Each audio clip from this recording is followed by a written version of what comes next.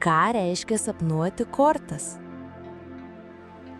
Sapnai apie kortas dažniausiai mums atneša simbolinius perspėjimus apie mūsų gyvenimą, aplinką ir priimamus sprendimus.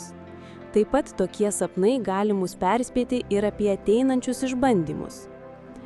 Jeigu žaidimas kortomis nesėkmingas, perspėjimas apie pavojus jums ir jūsų šeimai.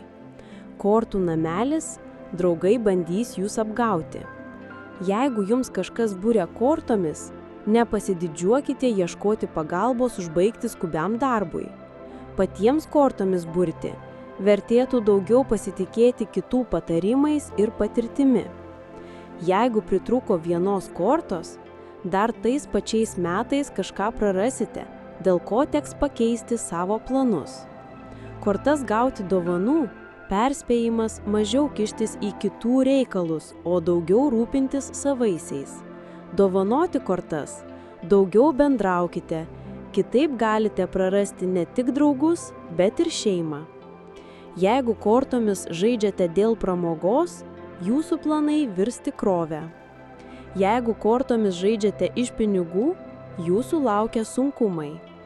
Jeigu sapnuojate, kad jūsų mylimasis žaidžia kortomis, pradedate abejoti dėl savo antros pusės ketinimų ir nuoširdumo. Jeigu žaidžiate kortomis kazino, teks daug ir dažnai teisintis. Naujos kortos – jėga ir stiprybė. Senos kortos – silpnumas ir nuovargis. Matyti kortas iš tolo – laukia rūpesčiai. Matyti su kortomis daromus triukus – patirsite nuostolių. Perkelti kortų kaladę – laukite blogų naujienų. Žaidimo kortos – dažniausiai susijusios su laime, rizika ir pasirinkimais.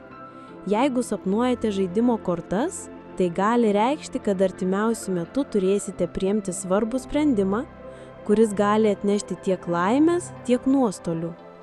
Tarot kortos dažnai atspindi gilias emocijas, vidinius konfliktus ir gyvenimo kelionę. Sapnuoti tarot kortas gali reikšti, kad laikas susikoncentruoti į vidinį augimą ir intuityvų supratimą apie savo gyvenimą. Kortų sekos.